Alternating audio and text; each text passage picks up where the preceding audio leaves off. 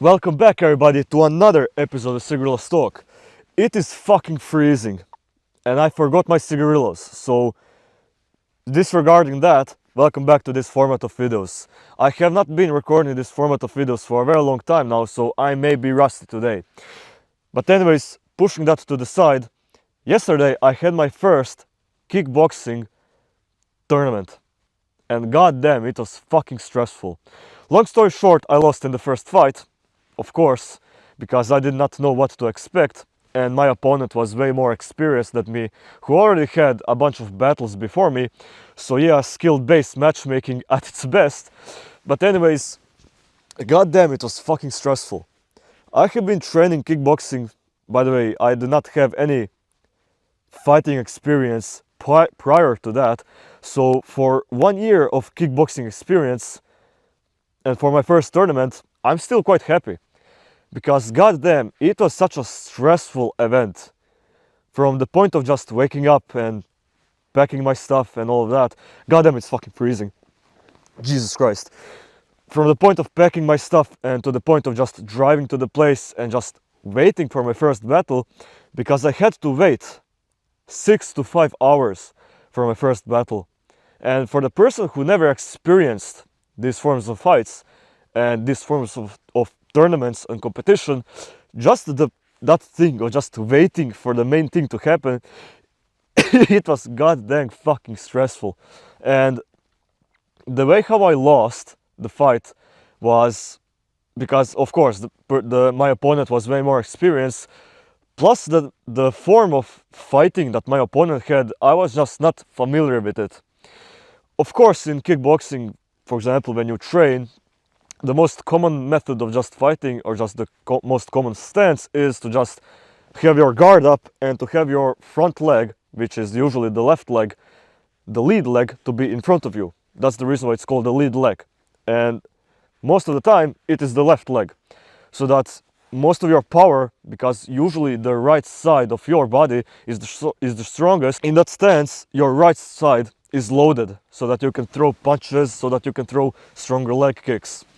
But my opponent was the opposite stance, so that his lead leg was the right leg.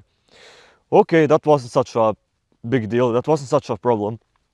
But the thing is, like, usually when you're in a fighting stance, your front is kind of in front of the opponent, if you understand what I mean.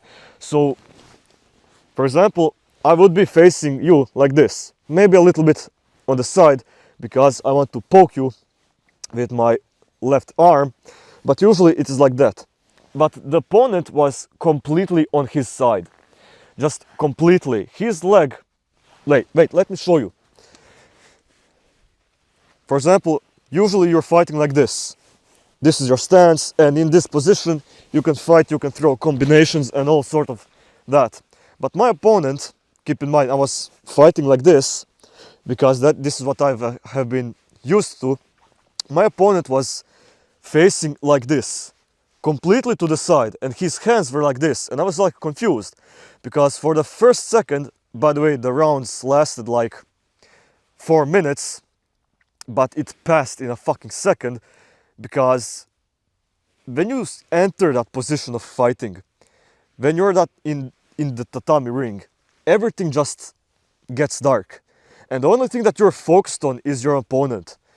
At that moment, like, you can literally imagine it like an anime scene. For example, like, there's like a huge crowd, you hear all the noises, and as soon as you hear the ref say, fight, goddamn, it just went silent. Everything turns out silent. And goddamn, at that moment, I was only focused on the opponent.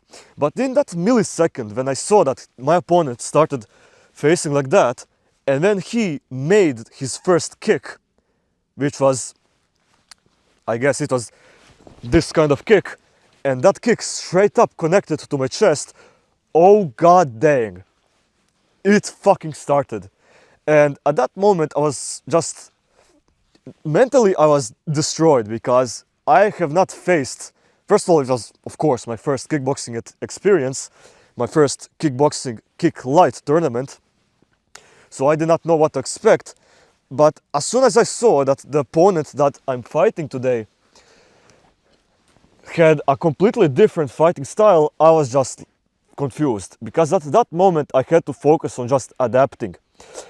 And usually when a person is heavily involved in just deploying kicks, usually and of course when the opponent is taller, which he slightly was taller than me, usually in these situations your focus should be closing in the distance, using your arms more, make the person not be able to use his legs, because the entire thing that he was doing was he was controlling the distance, which he was doing that very well. He was controlling the distance, and I had struggle entering that distance, because the entire shtick was to let him throw that kind of kick, so that when he starts to put his leg down, when he cannot move because he's unstable, at that moment I would enter in and start throwing strikes. But the thing is, like, the opponent was so skilled in throwing leg kicks and just kicks in general, and evading and dodging and just escaping. God damn, I was fucking defeated, because the entire thing, the entire tournament, the entire battle, the only thing that I was doing was I was just chasing him, and he was literally like a butterfly, and he was literally just stinging like a bee.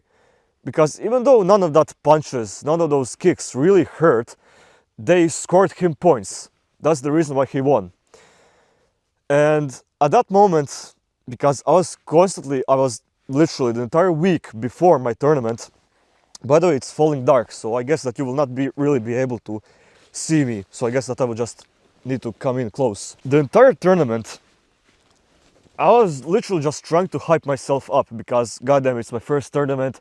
It has to be good, it has to be special, which is one of the mistakes. For the people who will have their first tournament in the future, who are into combat sports or fighting, do not overhype it. Just go in it blindly, because if you have already been training for a very long time, you will be prepared. But the thing is, like, you will not be prepared for everything. That's the whole point, because you never know which opponent you will get. And for the first tournament, do not overhype it, because if you overhype it and you lose, like I did, you will be left out with huge emotional drama, huge emotional trauma. That's the word. So, I was defeated. I lost. But, and that's the entire truth. I lost my first Kick Light tournament. But if I were to start now using copes and copiums, when I review the footage, I mean, it wasn't bad. I'm actually pretty proud of how it went out, because I was moving good, I was throwing decently good strikes and decently good kicks, even though half of those did not really connect smoothly. Because, by the way, in these tournaments, in these real fights, nothing will go smoothly. Everything will go through dirt and blood and through just trials and tribulations. You will not be able to do anything really smoothly, because the entire thing is, first of all, is extremely stressful. And when the adrenaline kicks in, just your animalistic tendencies just go up. Like, I know people who hate working on pads, who hate pad work, but the whole reason why pad work exists is that you instill the motion of your arms and your legs, and just overall just the motion of your body, so that in the situations when all of your instincts just light up and all of your thinking abilities just die down, at these moments your body instincts will kick in, and all those trainings before will start to kick in, because it's just a familiar motion, and the body loves doing the familiar motion. That's the reason why pad work is really important, because many times you see people with perfect technique during training, doing pad work, doing work on the heavy bag, but many of those times all those techniques just go away in the midst of battle, because in those moments, for example, when you're training, when you're like having light sparring, you're having controlled impact. And even though, yes, I was at a Kick Light tournament, it was still kind of controlled impact. It did not feel like that. It felt like a fucking battle. And even though, what was I saying? Shit, I forgot what I was saying. God damn. It's fucking freezing and it's fucking falling dark. I'm kind of lost in this forest.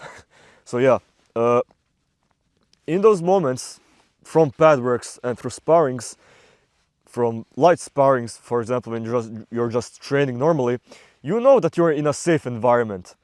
But when you enter the battle, when you enter the cage, or when you step on the tatami, you understand that it's not a safe environment anymore. Your opponent will try to utilize every single thing against you for his own win. For example, during sparring, if your opponent sees that you're tired, he will start to let you go a little. He will go easy on you. He will then start to throw like light combinations and that, so that you can just catch your breath up.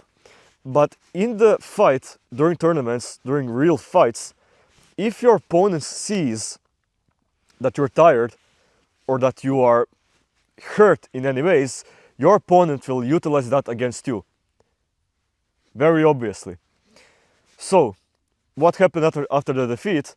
Well, I had to take a piss, a victory piss, because I had to win in some aspect, and then later I ate a cheeseburger. Very simple. I mean, I was kind of disappointed because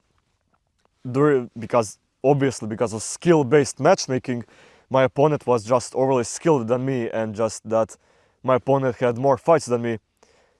And because he won, of course, I'm kind of disappointed that he was my first opponent, because I really wanted to just at least win one battle, just so that I can just continue fighting. But after the first defeat, goddamn, and the thing is, like, you have been training, I have been training for a long time. 1 year is a long time, and everything just ends in 4 minutes, which in the perception of me, in the perception of the human mind, lasts literally just a second, because it just ended very fast.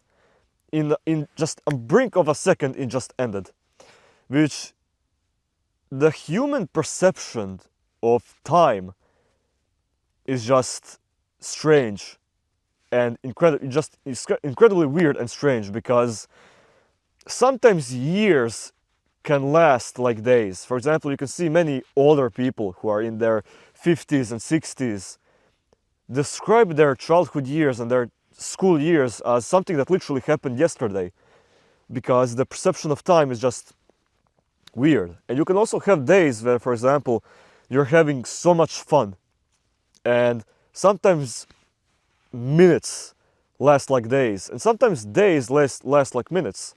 So yeah, even though the entire battle lasted like 4 minutes, it ended instantly, and it was just fun. Even though I lost, it was fun, and I would like to return there.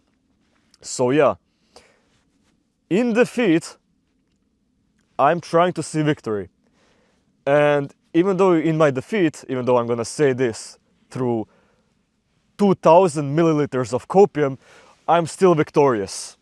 Because goddamn, the reason why I believe that I'm victorious and that I won, because it takes incredible effort, incredible bravery to step into something that is unknown. Because for the first battle, it was everything was unknown to me. Just goddamn. Unfortunately, I do not believe that you see me because it is very dark. So I'm gonna end this video today, right now. So thank you everyone for watching. See you in the next videos.